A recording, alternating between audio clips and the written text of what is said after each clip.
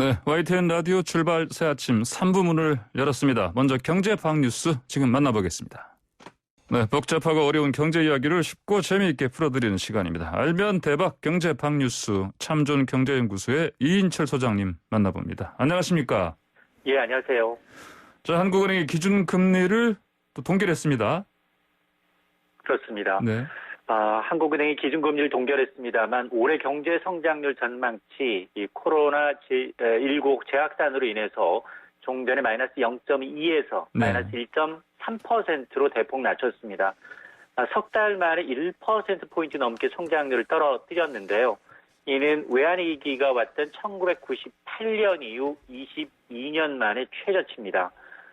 글로벌 금융위기가 닥쳤던 2009년에도 우리나라는 플러스 성장을 유지한 바가 있는데요. 코로나19 충격이 상당히 심각하다라는 의미입니다. 이마저도 코로나19 확산세가 머지않아 진정될 것이다라는 걸 전제한 겁니다. 코로나19 재확산이 겨울까지 이어진다면 한국은행은 올해 우리나라의 경제 성장률은 마이너스 2.2%까지 떨어질 수 있다고 보고 있습니다. 다만 기준금리는 현재 0.5%를 유지했는데요. 코로나19 재확산에 따른 소비 위축 등 경기 충격에도 불구하고 이미 기준금리가 사상 최저 수준으로 완화적인 수준에 와 있다. 금리를 더 내려도 경기 부양 효과보다는 부정적 파급 효과가 더 커질 수 있다라는 판단입니다. 일각에서는 이 정부의 강도 높은 규제책으로 지금 수도권을 중심으로 집값이 오르고 있어서 기준금리를 올려야 하는 거 아니냐라는 의견도 있지만 이주열 총재는 한국은행이 직접 나서서 집값을 잡기 위한 금리 인상은 없다라고 선을 긋고 있습니다. 따라서 연내 현 수준의 기준금리가 유지될 가능성이 높아졌습니다. 정부가 현재 65세로 돼 있죠. 그 경로우대 제도 이 연령을 올린다. 상향 조정하는 방안을 검토하고 있다고요? 그렇습니다. 정부가 현재 65세로 설정된 경로 우대 제도의 기준 연령을 상향 조정하는 방안을 논의하기로 했습니다. 홍남기 경제부총리가 어제 이 한국판 뉴딜 장관회의에서 2기 인구정책 태스크포스 논의 결과를 공개했는데요. 평균 수명이 늘고 있고 건강 수준이 향상이 되면서 노인 연령에 대한 사회적 인식이 변화한 만큼 노인 복지 정책별 연령 기준을 바꿀 필요가 있다는 겁니다. 그렇다면 만 65세에서 얼마나 올릴 거냐? 이런 인식은 이제 경로 우대 기준 연령은 한 지금 70세 안팎으로 올릴 가능성이 제기가 되고 있습니다. 예. 정부는 지금 고령 인구 증가 상황에 따라서 경로 우대 제도 전반을 개편하기로 돼 있는데 이 경로 우대 제도라는 건 1981년입니다. 노인복지법이 제정이 되면서 만 65세 이상 철도나 국공립 박물관 등 공공시설 이용 요금을 면제 혹은 감면해 주는 제도인데요. 하지만 이 당시 1981년 당시 고령 인구 비중 65세 이상 인구는 전체 인구의 4%에 불과했지만 지난달 기준 16%에 달합니다. 예. 따라서 이 해묵은 과제인 노인 지하철 무임승차도 손볼 것으로 보이는데요. 전국 도시철도 무임승차로 인한 손실이 최근 4년간 연평균 5,800억 원 넘게 발생하고 있습니다. 네. 이로 인한 손실도 만만치가 않은데요. 문제는 노인 연령이 상향 조정될 경우 복지 혜택의 사각지대 놓이는 노인들이 많다는 건데요. 노인 빈곤율이 OECD 기준 1위인 만큼 이 정년 연장과 연금 수급 연령이라든가 노인 일자리 확대 등이 먼저 선행돼야 한다라는 지적도 만만치가 않습니다. 라임 펀드 사태 관련해서 이 펀드를 판매한 금융사들이 있지 않습니까? 이 금융사들이 원급 전액 반환하라는 금융당국 권고 수용한다고요? 그렇습니다. 환매 중단 사태를 빚은 라임 사태 피해자들 투자원금 전액 배상받을 가능성이 높아졌습니다. 예. 금융권에 따르면 우리은행, 하나은행, 미래에셋제휴, 신한금융투자가 어제 이사회를 열고 투자원금 전액 배상 분쟁 조정안을 수용하기로 의결한 겁니다. 예. 앞서 지난 6월이었습니다. 금감원 분쟁조정위원회는 2018년 11월 이후 판매된 라임무역 펀드 4건에 대해서 이것은 이제 이 계약 취소건에 해당한다라면서 분쟁 조정 사상 처음으로 판매사가 원금 100%를 반환하라고 결정한 겁니다. 이미 이제 판매 시점에서 투자원금의 70%, 90% 넘게 손실이 확정된 불량 상품을 멀쩡한 상품으로 팔았다는 게 그 이유인데요. 이로 인해서 이 투자자의 배상해야 될 판매사들의 금액을 보니까 우리은행이 650억 원, 하나은행이 364억 원, 신한금융투자가 425억 원, 미래세 대우가 91억 원, 총 1,611억 원에 달합니다. 투자환금 전액을 투자자들에 돌려준 거는 금융투자상품 분쟁 조정 사상 처음입니다. 예. 자, 또 금융당국이요. 결국 이 공매도 금지 조치를 6개월 더 연장하기로 결정했다고요. 그렇습니다. 금융위원회가 오는 이 9월 15일에 종료 예정인 공매도 금지 조치를 내년 3월 15일까지 연장하기로 했습니다. 공매도는 남의 주식을 빌려서 시장에 먼저 팔고 실제로 주가가 떨어지면 이를 싼 가격에 사서 갚은 뒤에 차익을 넣는 투자 기법입니다. 네. 주가 폭등을 막아서 거품을 방지하는 순기능도 있지만 주가 하락 시에는 급락을 부추기는 요인도 되는데요. 지난 3월 코로나19로 인해서 증시가 급락할 당시 금융당국은 전 종목에 대한 6개월 공매도 금지 조치를 내린 바 있는데 이로써 전 종목에 대한 공매도 금지 조치는 내년 3월 15일까지 1년째 이어지게 됩니다. 한편 이제 공매도가 기울어진 운동장이다. 개인의 비중이 채 1%도 안 되고 예. 외국과 기관만의 리그다라는 비판에 대해서도 금융당국은 개인 투자자들한테 불리한 공매도의 문제점에 대해서 보완해 나가겠다는 입장입니다. 네, 말씀하신 대로 개인 투자자들은 별로 이 부분에 참여를 하지 않기 때문에 그건 반대의 목소리를 강하게 내기도 했죠. 그렇습니다. 네, 네. 자, 오늘 말씀 잘 들었습니다. 네, 고맙습니다. 네, 지금까지 참좋은경제연구소 이인철 소장이었습니다. 네, 이제 방역당국에서는요, 3단계 격상 방안을 포함해서 모든 가능성 열어놓고 논의 중이라는 입장을 어제 내놨었는데요. 자, 코로나19와 관련해서 어떤 조치가 필요한지 또 이 시국에 의협의 2차 총파업과 또 정부의 업무 개시 명령이 서로 강대강 충돌하는 이 상황을 어떻게 봐야 될지 짚어보겠습니다. 대구 경북 인도주의 실천이사협의회 기획국장인 김동은 계명대 동산병원 이비인후과 교수와 연결되어 있습니다. 교수님 안녕하십니까? 네, 안녕하세요. 네, 코로나19 최전선에서 일하셨고요. 또 그 경험을 당신이 나의 백신입니다라는 책에 담으셨는데 이 책에서 어떤 말씀하고 싶으셨습니까? 네. 2월 말 3월 초에 네. 대구에 코로나19 확진 환자가 많이 이렇게 발생했을 때 예. 경험을 좀 많은 분들과 좀 나누고 싶었고 제가 10여 년 이렇게 병원에서 의사로 일하면서 겪었던 것들을 좀 함께 나누고 싶었습니다. 네네. 그렇게 경험도 많으시고 그다음에 현장 경험도 말씀하신 대로 많으시고요. 또 이런 책까지 쓰셨는데 그런 전문가로서 지금 코로나19 일 확진자가 어제 확진자가 441명을 기록했습니다. 지난 네네. 3월 초 신천지 그때 사태 이후 최대 규모인데 이 상황 지금 어떻게 나아지려나요? 어떻게 보십니까? 네. 감염 속도가 더 빠르다고 하고요. 그리고 어디서 어떻게 감염됐는지 잘 모르는 분들이 많아서 좀 걱정이긴 하지만 대구가 겪었던 교훈을 잘 살린다면 네. 이번 수도권의 재확산도 좀 극복할 수 있으리라고 생각이 되고요. 가장 큰 교훈은 역시 시민의식이 가장 중요하다고 생각이 되고 네. 이번 주말에 철저하게 개인 방역에 좀 신경을 써주시면 극복할 수 있으리라고 생각합니다. 예. 시민의식이 제일 중요한 부분이다. 지금 상황에서요. 이렇게 말씀하셨고요. 자, 그런데, 현재는 수도권을 중심으로 확진자가 많이 나오고 있습니다. 지난 봄에, 대구 경북의 경우에는 어떻게 확진자 감소에 그때 이룰 수 있었다. 이렇게 보십니까? 네, 가장 중요한 것은, 광범위한 바이러스 검사가 신속하게 이루어졌다는 것이거든요. 네. 그래서 수도권에도 정말 동네마다 하나씩 설치하더라도 선별진료소를 추가로 좀 많이 설치하는 게 좋겠고요. 네. 그 다음에 슈퍼 전파 사건으로 의심이 되던 어떤 그런 분들에 대한 적극적인 검사가 이루어졌었거든요. 네. 그래서 서울이나 경기 지역에서도 그런 것이 필요할 것 같고 마스크를 철저히 착용하고 또 마스크 착용한다고 손 씻는 것을 조금 이렇게 네. 게을리할 수 있는데 사실 침방울로 감염되는 거니까 손을 통한 감염이 더 우려되거든요. 예. 손을 깨끗하게 씻는 것이 중요하겠고 결국 이 바이러스는 사람 몸에 기생하는 것이니까 사람이 이동하지 않으면 바이러스도 이동하기 힘들거든요. 예. 그래서 특히 이번 주말에 좀 가능하면 네.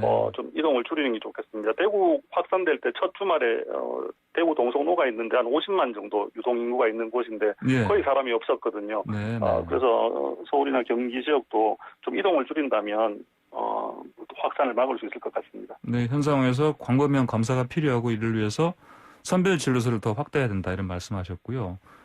그거 안 그랬던 이제 일반 시민들은 마스크 쓰고 손 씻기 잘해야 되고. 네, 그런데 또 최근에 어느 한 보도를 봤더니 흡연하시는 분들 있지 않습니까? 네네. 흡연을 통해서 자신의 손에 어떤 뭐 만약에 확진자라면 그 손을 네네. 통해서도 이렇게 번질 수 있다 이런 얘기도 나오더라고요. 어떻게 봐야 됩니까? 그렇죠. 침방울에 바이러스가 있으면 예. 흡연하는 과정에서 손에 묻을 수 있고 저희가 손을 잡고 눈이나 코에 이렇게 대는 순간 바이러스 감염이 되거든요. 예. 그래서 그것도 피하는 것이 좋겠다고 생각됩니다. 예. 자, 정부에서 지금 사회적 거리두기 3단계 가능성 열어두고 뭐 보고 있다 이렇게 얘기를 했습니다. 네네. 어떻게 보십니까? 3단계 가능성 이게 좀 높아진 상황이라고 봐야 됩니까? 예, 제가 뭐 전문가가 아니라서 말씀드리기 좀 조심스럽지만 네. 대구도 2월 18일 첫 환자가 나오고 2월 29일 날 741명까지 신규 환자가 나왔었거든요. 예.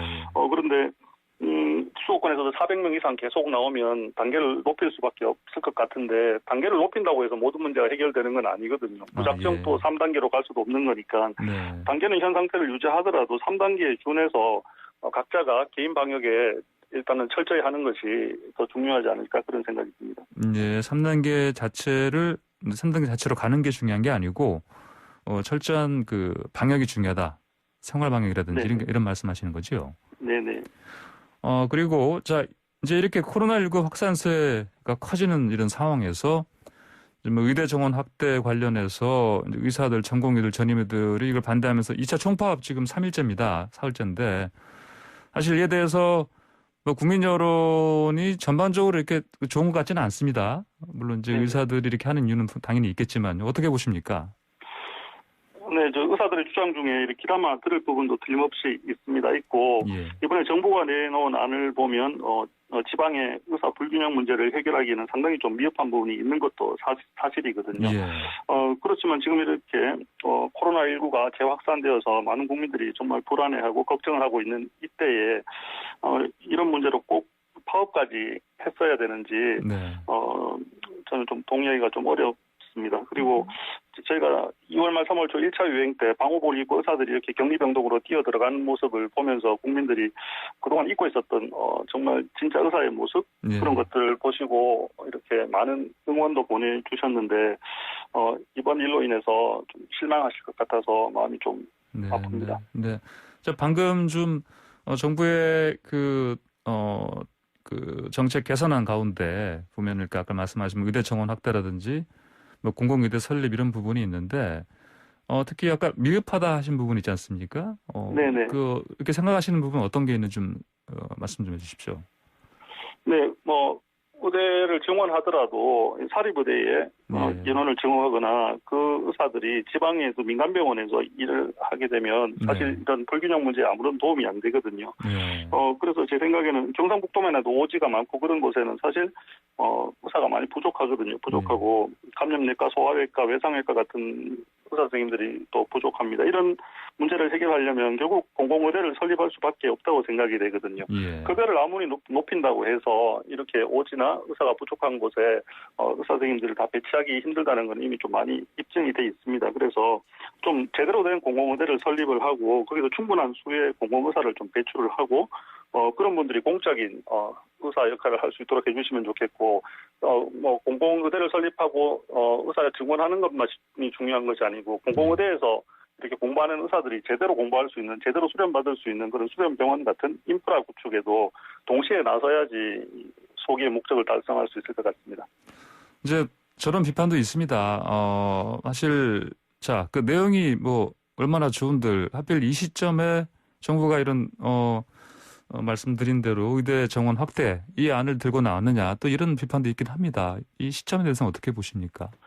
아마 코로나19 1차 유행을 겪으면서 정부에서도 아마 고육지책으로 이러한 안을 내놓은 것 같은데 예. 제가 안타까운 것은 이 안이 나오면서 또 이렇게 논란이 되면서 사실 더 급한 일들 중환자실 확충이라든지 예. 공공병상 확보라든지 그런 문제에 대한 논의가 뒷순위로 밀려나고 있어서 네네. 좀 안타까운 그런 마음이 있습니다. 예. 자, 정부의 업무 개시 명령 반대하는 전공의들, 우리 전임의들 지금 뭐 줄사직 한다고 합니다. 하고 있는데 이게 이 상황이 이거 매우 심각한 상황 아닙니까? 어떻게 보십니까? 네, 아직까지 저도 오늘 저녁에도 또 12시간 당직을 서야 되는데요. 아, 그러세요? 예. 네. 아직 의료 붕괴를 우려할 정도는 아닙니다. 왜냐하면 네. 교수들이 지금 응급실 중환자실을 지키고 있기 때문에 지금은 문제가 없는데 이게 길어지면 다들 지칠 수 있어서 좀 걱정이 됩니다. 그리고 코로나19 1차 유행 때도 정말 고생을 많이 했던 간호사들이 또 지금 업무 부담이 증가해서 좀 많이 힘들어하고 있어서 곁에서 지켜볼 때 좀 안타까운 마음입니다. 예, 뭐 말씀하신 대로 참 안타까운 마음이실 텐데, 자, 정부와 그리고 의료계 쪽 양쪽을 향해서 어떻게 좀 이거 당장 어떻게 봉합했으면 좋겠는지 의견 좀 말씀해 주시겠습니까? 네, 정부에서 일단 의대 입학 정원 확대하는 문제하고 공공의대 설립을 예. 보류하겠다고 얘기를 했으니까요. 이 신뢰의 문제 같은데 네. 이 정도 얘기했으면 좀 믿고 일단은 병원으로 좀 돌아왔으면 좋겠다 그런 네네. 생각이 있습니다. 정부와 많은 국민들의 의사가 부족하다고 생각하는데 의사협회에서는 부족하지 않다고 얘기하시는데 예. 그럼 이런 적정한 의사 수에 대해서 이 코로나19가 어느 정도 진정이 된 다음에 새로운 테이블을 만들어서 논의를 했으면 좋겠거든요. 예. 의료계, 정부 그리고 국민 대표할 수 있는 분들이 모여서 공부하고 논의하고 좀 수기하는 과정을 거쳐서 이 20년, 30년 뒤에 우리나라 의료가 잘 되었으면 좋겠다는 똑같은 생각이잖아요. 예. 그래서 적정한 의사 수에 대한 어떤 합의를 그런 논의를 통해서 이룰 수 있다고 생각이 됩니다. 예. 지금 파업을 하고 있는 많은 분들은 지금의 정부안이 정말 마음에 안 들고 이해하기 네. 힘들겠지만 네. 일단은 환자 곁으로 돌아와야지 우리 의사 선생님들의 이야기를 국민들이 귀담아 들어주실 수 있을 것 같아서 예. 빨리 환자 곁으로 돌아오셨으면 좋겠습니다. 네, 의사들의 어떤 생각은 이해는 하지만 지금 당장은 현장 돌아오는 게 좋겠다는 이런 바람을 말씀하셨습니다. 네, 오늘 말씀 잘 들었습니다. 예, 감사합니다. 네, 감사합니다. 지금까지 김동훈 계명대 동산병원 이비인후과 교수였습니다. 한 주간의 주요 뉴스를 총 정리해보는 시간 국민 여러분께 생생하게 전달해드립니다. 다리쇼 주주 총회. 자, 송소미 아나운서 나오셨고요. 안녕하십니까? 안녕하세요. 네, 우리 주주총회 또 이상민 성대모사 크리에이터 함께 하십니다. 안녕하십니까? 네, 특대 마스크 이상민입니다. 특대 마스크인데 얼굴 다 가리지 못했는데. 다 가리면은 네. 타이거 마스크 아닌가요? 혹시 얼굴이 특대 아니십니까? 예. 맞습니다. 네. 제 따가운 지적을 네. 가슴에 담아두시고. 새겨졌습니다. 자, 먼저 이번 주 인터넷을 뜨겁게 달군 한 이슈 재미있게 알아보겠습니다.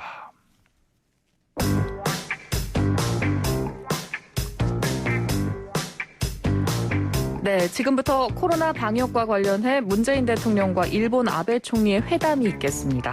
통역으로 전해드립니다. 존경하는 국민 여러분, 안녕하십니까? 문재인입니다. 예, 아베 데스. 지금부터는 연설 시작하겠습니다. 네, 저는 아베입니다. 지금부터 연설을 시작합니다. 예, 저희 일본의 코로나 방역 대책이 있습니다. 일본은 코로나 방역 대책이 있습니다. 예, 대책이 스미마셍. 대책은 실례하겠습니다. 하하, 우리 아베 총리께서 긴장이 되시나 봅니다. 하하하, 떨지 말고 하세요. 떨지 말고. 화장은 아까 그 메이크업 다 받았잖아요, 우리. 하하하. 화장. 아니, 화장품은 제가 좀 가지고 있지가 않아요. 그래서 그 담화문이나 좀 읽어보세요. 화장실이 어디 있습니까? 화장실은 어디 있습니까? 저쪽이요. 하이, 고맙습니다. 네, 아베 총리의 갑작스러운 요청으로 회담 중계를 잠시 마치겠습니다. 지금까지 청취해주신 여러분 감사합니다. 하하, 그런데 뭐 화장실에 아까 그 휴지 다 떨어진 것 같은데. 하하하. 네, 화장실에 휴지 다 떨어지면 어떻게 하죠? 이 참 안타까운. 비대가 있습니다. 아, 그렇습니까? 네. 자, 꽁투는 꽁투일 뿐. 자, 아베 총리가 우리 코너에 직접 출연한 건 아니라는 점 말씀드립니다. 자, 이상민 크리에이터. 네. 자, 새로운 인물이 등장했어요. 아베 네. 총리 성대모사였는데 제가 보기엔 아주 흡사했습니다. 아, 흡사했으니까. 네. 네. 뭐 어떤 포인트를 두고 하신 거예요? 이 아베 총리 목소리를 들어보니까 예. 제가 일본 그 분들한테 자문을 좀 구하기도 했습니다. 아, 그래요? 일본 분들한테. 근데 도움이 하나도 안 되더라고요. 제가 일본어를 모르니까. 네, 근데 비성을 쓰더라고요. 아, 비성. 예, 코 소리라고 하죠, 소위. 네네. 이제 대표적으로 그 제가 모사할 때 비성 쓰는 분이 안철수 전 대표, 안철수 대표죠. 네네. 예, 그분을 쓸 때 비성을 쓰는데 예. 아베 총리도 비성을 쓰더라고요. 오. 비성을 저도 쓰시는- 비성입니다. 제 보여주세요. 목소리. 그래요? 예. 네? 아, 아베 총리. 아베 됐어. 별 비성 없는데. 자, 방금 이제 꽁트에서 보니까 아까 말씀드린 대로 아베 총리가 자꾸 화장지 없는 화장실을 찾아가는 상황인데 네. 오늘 가지고 온 소식 어떤 관련 있는 겁니까? 어떤 관련이? 네, 사실 꽁트에서는 저희가 좀 재미있게 표현을 했지만 예, 실제로는 좀 걱정이 될 수 있는 아베 신조 일본 총리의 건강 이상설 소식인데요. 네. 아베 총리의 건강 상태가 오랜 지병인 궤양성 대장염의 재발에 그치지 않고 네. 췌장암이나 대장암과 같은 중병일 가능성이 제기가 어. 되고 있습니다. 예. 아베 총리가 1차 정권 당시인 2007년 9월에 사퇴를 발표했었는데 그때 가장 큰 요인도 궤양성 대장염의 악화였거든요. 네. 아베 총리는 당시에 사퇴하면서 이미 17살 때 궤양성 대장염이 발병을 했고 1998년에는 증상이 악화돼서 3개월간 입원한 적이 있다고 밝혔거든요. 네. 물론 2009년에는 또 아사콜이라는 신약이 개발되면서 건강을 좀 회복을 했어요. 그래서 뭐 2012년 자민당 총재 선거에 나서기도 했었고요. 아사콜이요? 네. 아사콜. 자, 그런데 자, 궤양성 하면 어떤 구멍이 생기는 거잖아요. 네. 그럼 이 궤양성 대장염, 네. 대장염 이게 얼마나 심각한 질병입니까? 일본 정부가 난치병으로 지정을 한 궤양성 대장염은요. 예. 발병 원인이 명확히 밝혀지지 않았어요. 일종의 자가 면역성 질환인데요. 직장에서 병변이 시작돼서 점차 안쪽으로 염증이 전파를 한다고 해요. 네. 심할 경우에는 장천공, 장폐색, 대장암까지 네네. 합병증으로 발전할 수 있다고 알려져 있고요. 예. 또 일본 후생 노동성은 증상이 호전됐다가도 악화하는 경우가 적지 않아서 좀 심각하다고 하고요. 뭐 복통, 발열, 체중 감소로 이어지고 약을 먹으면 증상 억제가 가능한데 완치는 불가능한 병이라고 합니다. 네. 아베 총리가 지난 1기 집권 때도 대장염 악화로 당시에 대장의 일부를 절제를 했었거든요. 예. 뭐 전체 적출하는 수술까지 검토할 정도로 심각한 상황이었다고 하는데 지금 뭐 추측은 굉장히 무성한데요. 네. 일본 총리실의 공식 발표가 나오고 있지 않아서 아직은 정확한 사실을 확인하기는 어렵고요. 다만 아베 총리의 가족력이나 뭐 지병을 고려했을 때 췌장암, 대장암으로 발병할 가능성도 완전히 배제하기는 어렵다 이런 얘기가 나오고 있습니다. 네, 그러면 이런 뭐 이제 대장염 또 이어서 대장암까지 갈 수 있다 이런 우려에 따라서 아베 총리 사퇴에 대한 목소리가 또 실릴 수밖에 없는 상황인데 아베 총리 어떻게 할 걸로 보입니까? 네, 오늘 기자회견이 예정이 되어 있는데요. 예. 본인의 건강 상태를 직접 설명할 걸로 보입니다. 예. 아베 총리 기자회견이 지난 6월 달 이후에 71일 만인데요. 이전에 뭐 정기 건강검진을 받은 지 2달 만인 17일, 24일에 2차례에 걸쳐서 게이오대 병원에서 정밀 건강검진을 받았대요. 예. 그래서 그 결과와 함께 이번 건강 이상설을 부인할 걸로 보이고요. 또 이번에 코로나19 대응 실패, 또 지지율 추락, 건강 문제 등이 겹치면서 사임설이 확산이 됐기 때문에 일본 언론들은 이번에 코로나19 대책을 주도하는 모습을 보여줄 거다라는 네네. 얘기를 하고 있습니다. 자, 그러면 이 당장은 사퇴하지 않더라도 언젠가는 글쎄요, 네. 사퇴할 가능성이 좀 높아지고 있는 상황인데 만약 그렇다면 그 현실화되면 아베 총리 후계자로 거론되는 인물들 좀 있습니까? 네, 후계자로 거론되는 인물은 예. 좀 아베 정권의 위기 대책 반장인 스가 요시히데 관방장관인데요. 네. 일본의 한 주간지가 총리의 지병이 재발했다. 후계자로 스가 요시히데 관방장관을 의중에 두고 있다라고 보도를 했어요. 이 스가 장관이 지난 정기국회 폐회 이후에 아베 총리가 두문불출하는 동안 코로나19 대응도 책임졌고요. 또 관광 활성화 정책까지도 지휘를 했었어요. 네. 최근에는 각종 언론 인터뷰에 나와서도 정치적인 존재감을 좀 키우고 있고요.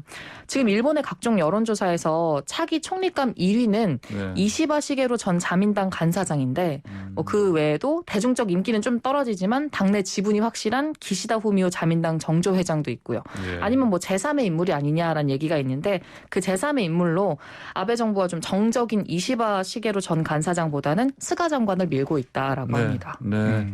자, 포스트 아베가 정권을 잡으면 한반도와 경색된 그 관계도 좀 어떻게 나아질 가능성 있을 것 같습니까? 어떻습니까? 이 한반도 외교 지형이 이번에 좀 미국 대선도 있고 일본 예. 총리 교체 가능성도 있고 해서 뭐 변수가 많다라는 얘기를 하는데 예. 일본 정부 고위 관계자의 말에 따르면 아베 다음은 아베다. 라고 이야기를 하고 있어요. 무슨 말이에요? 그러니까 변하지 않을 거라는 얘기죠. 네. 뭐 지금으로서는 누가 일본 총리가 된들 징용 배상 판결을 비롯한 과거사 문제 또 일본 정부의 입장은 변화하지 않을 거다라는 네. 얘기고요. 실제로 지난 4월에 차기 총리 여론조사 1위를 달리고 있는 이시바 전 간사장도 네. 한일 관계란 총론에 있어서는 개선 필요성이 좀 있다라고 강조를 했지만 네. 수출 규제나 뭐 징용 배상 판결, 북한 안보 위협론에 있어서는 원칙적일 만큼 굉장히 강경한 입장이라고 해요. 네. 그래서 아마 정권이 바뀌어도 한일 관계는 바뀌지 않을 거다 이런 네. 의견이 많습니다. 네. 그 사람이 그 사람이란 네, 뜻이네요. 아베 다음은 아베. 네, 알겠습니다. 자, 아베 총리 건강 이상설을 들은 문재인 대통령의 반응 어땠을까요? 하루빨리 건강이 회복되길 기원하고요. 무엇보다 얽히고 설킨 우리 일본과의 문제를 매듭이라는 것은 그렇지 않습니까? 네. 책임자들이 푸는 것이 인지상정에 있죠. 그래서 요즘 같을 때는 사람이 먼저기도 한데 건강이 먼저다 이렇게 말씀드리고 싶습니다. 무슨 말씀하고 싶은 것인 겁니까? 건강하시라. 네, 말씀이죠. 알겠습니다. 자, 오랜만에 횡설수설 하셨습니다. 네. 자, 두 번째 주제는요. 초대받지 못한 마스크 이야기입니다. 자, 두 분은 다른 사람과 대면하실 때 지금도 같이 쓰고 있는데 네. 자, 상대방의 마스크를 이상하게 쓰거나 하여튼 네. 이게 이제 뭐 이렇게 정상적으로 쓰는 게 아니고 네. 뭐 그런 거 봤을 때 뭐 신경 쓰인 적 없었습니까? 아니 뭐 주변에 뭐 턱스 크다, 턱에 마스크를 걸치고 다닌다, 내리는 거? 귀스 크다, 귀에 걸고 다닌다, 뭐 예, 예. 이런 분들이 있는데요. 네. 네. 제 주변에는 오히려 다들 엄청 정직하게 마스크를 쓰시더라고요. 그래요. 그래서 오히려 저는 제가 그 마스크 줄이라고 해서 네. 이렇게 마스크에 줄을 달아서 네네. 뭐 음식을 먹을 때 편하게 마스크를 벗었다 낄 수 있는 마스크 줄을 좀 애용했거든요. 아, 그래? 그런 게 있어요? 네, 그래서 굉장히 안경줄처럼 이렇게 편해요. 예. 근데 그게 또 마스크를 오염시킬 수 있다고 하더라고요. 그래서 최근에는 좀 쓰지 않으려고 하고 있습니다. 그렇군요. 자, 질병관리본부 방문했던 김미애 통합당위원회 마스크도 화제였죠? 네. 이번에 김종인 미래통합당 비상대책위원장이 예. 충북 청주에 있는 질본을 방문을 하면서 정은경 본부장을 만났는데요. 그때 같은 당의 김미애 의원이 함께 했어요. 그런데 이 사진 속에 나온 김미애 의원의 마스크가 굉장히 화제가 됐습니다. 예. 입모양이 훤히 보이는 검정색 망사 마스크였는데요. 아하. 이 사진을 본 누리꾼들이 왜 마스크로 멋을 내냐라는 얘기를 많이 했어요. 뭐 시스루 마스크냐, 그런 마스크가 비말을 막아줄 거라고 생각하냐, 뭐 이런 질타하는 댓글들이 많았는데요. 이에 김 의원이 댓글에 자신이 착용한 마스크의 상표와 또 편안한 숨쉬기, 뛰어난 통기성이라고 적힌 포장지 사진을 올렸고요. 네. 초미세입자 97.1% 효율이라는 문구까지 보여줬습니다. 아니라는 얘기죠. 뭐. 네, 그렇군요. 자, 통합당 지지자들은 조국 전 장관도 이전에 망사 마스크 썼다면서 김미애 의원을 두둔했다고요. 네, 이 조국 전 장관이 썼던 마스크는 또 하얀색 망사 마스크였는데요. 예. 이 더불어민주당과 미래통합당 지지층 간에 망사 마스크 논쟁이 굉장히 가열되고 있어요. 예. 최근에 재판에 출석한 조국 전 법무부 장관과 정경심 동양대 교수 역시 하얀 망사 마스크를 썼는데 이 조 전 장관이 지난 14일에 그 서울중앙지법 공판기일에 출석을 하면서 쓴 마스크인데요. 이때 뭐 같은 날 정 교수도 같은 제품을 착용을 했고요. 네. 조국도 쓴 망사 마스크를 왜 야당 비대위원은 쓰면 안 되냐? 민주당은 마스크조차 내로남불이냐? 이런 댓글까지 나오고 있습니다. 마스크까지 내로남불 얘기 나오네요. 네. 네. 자, 망사 마스크 실제로 사용하고 다닌 분은 저는 잘 못 봤어요. 네. 네. 이상민 크리에이터는 그럼 여러 사람을 자주 만나실 텐데 네. 보신 적 있어요? 저는 또 정치권에 계신 분들, 크리에이터들을 많이 만나는데, 네. 올 초에는 그 선거가 있었잖아요. 갑자기 예. 그 핑크색 마스크들이 많이 등장해가지고 아, 깜짝 예. 놀랐던 기억이 났고, 네. 선거가 끝나니까 또 캐릭터 마스크를 또 쓰시는 분들이, 그 강아지 입 모양이 그려진, 네. 그걸 또 많이 쓰시더라고요. 예. 망사 마스크는 뭐 비말 차단 효과가 그럼 없다고 봐야 되겠죠? 이 식약처는 망사 네. 마스크가 좀 공산품 마스크이기 때문에 예, 예. 비말 차단 성능이 공식적으로 입증된 게 아니라고 얘기를 했거든요. 예. 사실 지금 같은 상황에서는 식약처에서 허가한 의약 외품 마스크를 쓰는 게 제일 바람직하다고 해요. 예. 뭐 다들 알고 계시겠지만 KF94, 뭐 KF80 등의 뭐 마스크들이 있고요. 네네. 미세 입자, 비말 차단 성능이 검증된 제품은 포장지에 의약 외품 표시가 돼 있다고 하고요. 예. 만약에 뭐 이런 마스크가 없을 경우에는 망사 마스크나 공산품 마스크도 도움이 되긴 하지만 비말 차단 성능은 입증이 안 된 걸로 나와 있습니다. 네, 그런데 김미애 의원의 사과문까지 올렸다고요? 네. 예. 이 아무래도 논란이 좀 커지니까 페이스북에 항상 말과 행동을 조심하겠다라고 네. 적었고요. 이유가 어찌됐건 국민 앞에 서는 사람인데 신중하지 못하게 망사 마스크를 써서 논란을 일으킨 건 부족한 처사라면서 마음이 몹시 무거웠고 스스로를 돌아보는 계기가 됐다고 밝혔습니다. 네. 자, 이상민 크리트 네. 망사 마스크 논란에 대해서 자, 같이 참석했던 김종인 통합당 비대위원장은 어떤 반응을 남겼을까요? 안녕하세요. 저는 미래통합당 김종인이라고 봐요. 제가 봤을 적에 뭐니 해도 사과는 바른 사과가 제일이라고 봐요. 죄송하게 생각을 하고 다음번엔 추워도 이런 일이 없게 하겠다. 이렇게 봐요. 예. 아, 비슷한 거야? 아닌가요? 죄송합니다. 하다 보니까 이주일 씨 같아가지고. 죄송합니다. 자, 오늘 두 분이 준비한 한 이슈 주주총회 잘 들었습니다. 감사합니다. 감사합니다. 네, 지금까지 송소미 아나운서 그리고 이상민 성대모사 크리에이터였습니다.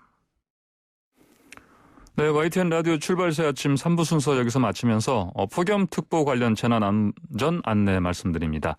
전국적으로 폭염특보가 발효됨에 따라 폭염 피해 예방을 위해 다음과 같이 안내 말씀드립니다. 노인과 신체 허약자, 환자 등을 집안에 두시고 외출하실 경우에는 친인척이나 이웃에게 부탁하시고 전화 등으로 안부를 자주 확인하십니다. 부모님과 떨어져 사는 자녀들은 수시로 부모님께 안부 전화를 드리시고요. 물을 많이 마시고요. 평소에 카페인 음료나 주류는 자제하시는 게 좋습니다. 야외 활동을 최대한 피하고 외출하실 때는 가벼운 옷차림에 챙이 넓은 모자, 양산, 물병 등을 반드시 휴대하시기 바랍니다. 건설 현장 등에서는 폭염 안전 수칙을 꼭 지키시고 가장 더운 시간에는 작업을 중지하고 그늘에서 휴식하시고요. 외출 중이거나 집에 냉방기가 없는 경우에는 가장 더운 시간에는 인근 무더위 쉼터에서 더위를 피하시는 것도 좋겠습니다. 코로나19 감염 예방을 위해 무더위 쉼터에서도 거리 두기를 실천하시고 발열 체크, 손 소독, 마스크 착용 등 방역 수칙을 꼭 지키시기 바랍니다. 가축은 축산의 환기, 물 뿌리기, 적정 사육 마리수 유지 등으로 온도 상승을 억제하시고 양식 어류는 꾸준히 관찰하고 산소를 충분히 공급하시기 바랍니다. 이상 행정안전부에서 알려드렸습니다. 잠시 후 저는 자격증 53개를 보유하고 있는 김대호 연예전문기자와 함께 4부로 돌아오겠습니다. 김대호 연예전문기자와 함께하는 연예계 소식입니다. 한 주를 마무리해줄 오늘의 소식은 무엇인지 얼른 만나봅니다. 자, 자격증 53개, 53개 보유자 김대호 연예전문기자 나와 계십니다. 안녕하십니까? 네, 안녕하세요. 방금 자격자 수 말씀드렸으니까 네, 주요 몇 개만 알려주세요. 네. 53개라고 하셨는데. 이 YTN을 관리할 수 있는 소방안전 1급 관리자. 예, 또. 그 다음에 이제 기중기, 롤러, 지게차, 굴삭기. 그 다음에 이제 도시오브에 나오는 배에 한 3배쯤 몰 수 있는 네. 이 소형 선박. 선박을 조종 자격증. 조종 자격증. 일단 면허증이겠네요. 그 다음에 이제 예. 제가 공들여서 전국 16개 권역에 개별 택시 운전 자격 면허. 택시 운전 자격 면허요? 네. 별걸 다 가지고 계시네. 예. 그러니까 53개. 저랑 겹치는 건 운전면허증하고 그다음에 저번에 말씀드린 네. 화물 운송사 자격증하고 네.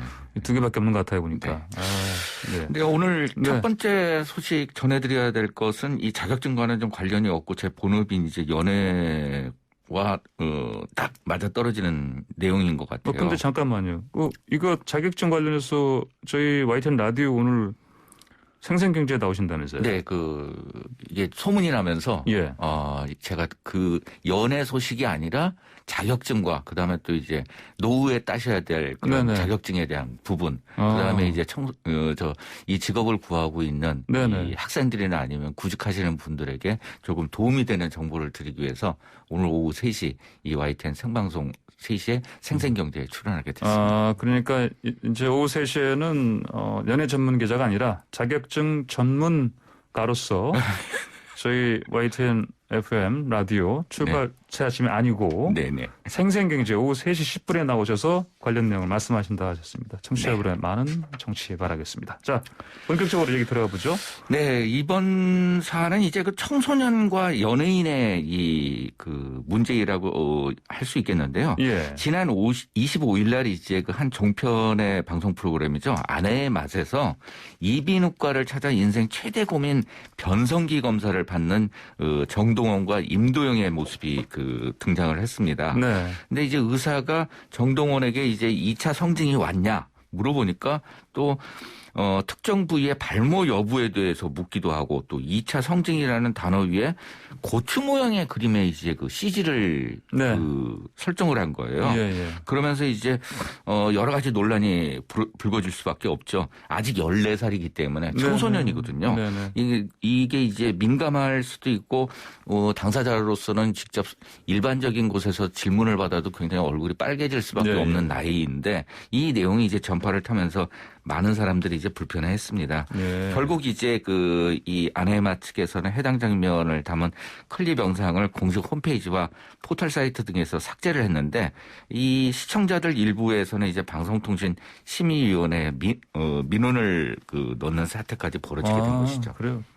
저 말씀하신 대로 뭐 내릴 것 내리고 했다고 하는데 제작진들의 후속 대처 뭐 다른 게 또 있습니까? 네, 제작진은 일단 이제 그 사과를 했어요. 그러면서 이제 이 의학적인 접근을 했고, 출연자에게 민감한 부분일 수도 있다는 지적을 염두에 두고 앞으로는 제작 과정에 좀 더 신중하게 접근하겠다. 네. 이런 이야기를 하고 있습니다. 그런데 앵커님도 이제 프랑스 특파원으로 다녀오셨기 때문에 네. 그 프랑스 TV에 대해서 굉장히 자주 보실 기회가 있으셨잖아요. 네네. 근데 그때 이 우리나라만큼 아역 연예인들이 많이 등장하지 안 하죠. 전 거의. 못 봤습니다. 잘 못 예. 봤습니다. 바로 이제 프랑스에 대해서 제가 좀 예. 취재를 해본 바에 따르면 미성년자 특히 이제 13세 이하 같은 경우에는 예. 그 아동 학대 논란 때문에 네. 이 방송 출연이나 아니면 또 학업이나 이 부분이 철저히 갖춰져야 되고 예. 그다음에 또 부모로서도 노동 시간을 지켜야만 되는 네. 그런 법률이 있다고 전해지고 있거든요. 예, 그런데 맞아요. 예. 우리나라 같은 경우에는 실제적으로 이러한 것들에 대해서 모든 것을 이 부모님이나 네.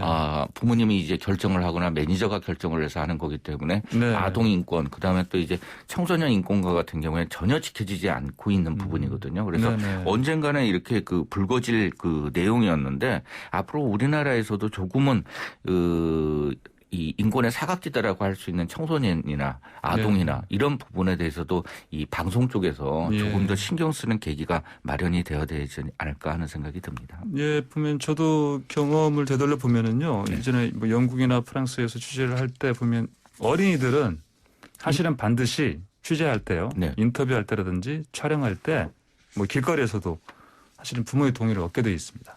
그렇죠. 네. 그리고 이를테면 뭐 학교에 가서 인터뷰를 한다 할 때에도 반드시 그 학생들의 부모들한테 서명을 받아야 됩니다. 네. 뭐 이렇게 까다롭게 그런 것들이 있습니다. 아동들을 지켜주기 위해서. 자, 그런데 최근에 그 의정부고 학생들의 블랙페이스 이른바 블랙페이스의 일침을 날렸던 방송인이죠. 샘 오츄리도 성희롱 논란에 휩싸였다고. 이게 무슨 내용입니까? 네, 아무래도 이 샘 오츄리에 대한 논란과 같은 경우에는 샘 오츄리에 대해서 비판적인 시각을 가지시는 분들도 계시고, 예, 예. 이 샘 오츄리의 어떤 이 항의에 대해서 굉장히 긍정적으로 보고 계시고, 그다음에 또 이해를 하시는 분들이 서로 지금 현재 충돌되고 있는 상황이에요. 근데 이제 일부 이제 네티즌들 사이에서는 샘 오츄리가 굉장히 이 미운털이 단단히 박힌 것 같습니다. 그래서 네. 어떠한 행동을 하더라도 네. 지금 현재 이제 비판의 대상이 되고 있는데, 이 샘 오츄리가 지난 3월 달에 예. SNS에 남긴 댓글이 수면 위로 떠오른 거예요. 그러니까 예전엔 전혀 문제가 되지 않았는데. 3월 건데요. 그렇죠. 네. 여기에 이제 배우 박은혜 씨와 함께 오렌지색 옷을 맞춰 입고 다정하게 이제 팔짱 낀 사진을 샘 오츄리가 게재를 하면서 예. 오렌지 is the new black이라는 문구를 썼다 그래요. 근데 이 게시물에 이제 cute once you go black, you never go back. 뭐 이라는 댓글이 달렸는데 예. 여기에 대해서 샘 오치리가 프리치라는 답 댓글을 달았다 그래요. 근데 이게 설교하다라는 내용도 있지만 또 일부는 또 이제 관용적인 표현으로 예. 동의한다. 이거 그 성문 영어 기본법 네. 이야기까지 나오고 있는 상황인데 네. 여기에서 이제 그 의미상 그 관용적인 표현 이것들이 왔다 갔다 하면서 이게 어떻게 보면은 뭐 흑인 옹호 논란으로까지 비춰지게 된 것이죠. 네. 그래서 이렇게 또 논란이 된 상황에서 SNS를 결국 비공개로 전환을 했다가 네. 샘 오치리가 아예 계정을 삭제를 했습니다. 그다음에 또 이제 그 과거에 예. MBC 이 라디오스타에서 이제 그 샘 오치리가 그 최유진 씨와 이제 함께 출연을 했는데 여기서 이제 예쁜 얼굴에 몸매가 착하시다라고 예. 하면서 이제 그렇게 보지 말라. 뭐 하면서 가나에서는 몸부터 본다. 뭐 예. 이런 그 이야기를 했던 내용이 다시 이제 이 여성을 성적 대상화, 성희롱적인 시선으로 봤다. 이런 비판이 쏟아지고 있는 상황입니다. 그래서 과연 그때 당시에는 문제가 되지 않았는데 이번 이제 그 의정부 사태 이후 샘 오치리 발언이나 아니면은 어떤 행동들에 대해서 계속적으로 비판이 오고 가고 있는데 네. 아주 그 인종의 문제 그다음에 네. 또 이제 민족의 문제 이 문제에서는 굉장히 첨예하게 입장이 갈리는 문제여서 네. 참 조심스럽긴 하지만 조금 우리나라에서는 예. 이 그 소수의 그 이주민이잖아요. 네. 그러니까 이주민이기 때문에 조금 여유롭고 우리가 받아들일 수 있는 포용적이고 그들의 어떤 인권을 지켜주고자 하는 노력을 보이는 것도 네네. 우리나라 아량이지 않을까 하는 네. 또 생각이 듭니다. 가나 출신 흑인 방송인 샘 오치리 성희롱 논란이 휩싸인 게 이것도 하시는 SNS 때문인데. 네, 자 다음 소식 넘어가겠습니다. 또 공교롭게도 같은 방송이네요. 보니까 아까 말씀하신 미성년자 성희롱 논란 휩싸인 같은 방송이죠. 네, 보니까. 그렇죠. 근데 다른 프로그램, 예능 프로그램, 인기 프로그램인데 그 관련해서 뭐 지인 채용 논란 휩싸였다 이런 얘기 들립니다. 어떤 내용입니까? 네, 요즘 뭐 트로트가 인기를 얻으면서 각 방송사에서 트로트 관련 프로그램을 만들고 있고 그다음에 네. 또 이제 어떻게 본다면 트로트 열풍을 이끈 이 종편 방송에서는 그 많은 프로그램에서 이제 그 트로트 장르를 차용을 하고 있는데요. 네. 이 중에 이제 사랑의 콜세타라는 그 아주 인기 있는 프로그램이 있습니다. 네네. 그게 이제 굉장히 사연을 받아서 진행하는 프로그램인데 네. 여기에 이제 전화를 받는 사람이 이제 그 매니저와의 매니저의 네. 지인을 써서 논란이 벌어지고 있습니다. 아, 그랬군요. 자, 오늘 말씀 여기까지 듣겠습니다. 감사합니다. 감사합니다. 네, 지금까지 김대호 연예전문기자였습니다. 네, YTN 라디오 출발새 아침 오늘 저희가 준비한 소식은 여기까지입니다. 코로나19 확산세가 매섭습니다. 관련 뉴스 특보 계속해서 전해드리겠습니다. 그리고 저는 다음 주 월요일 아침 7시 정각에 변함없이 슬기로운 내용으로 찾아뵙겠습니다. 지금까지 황보선이었습니다. 감사합니다.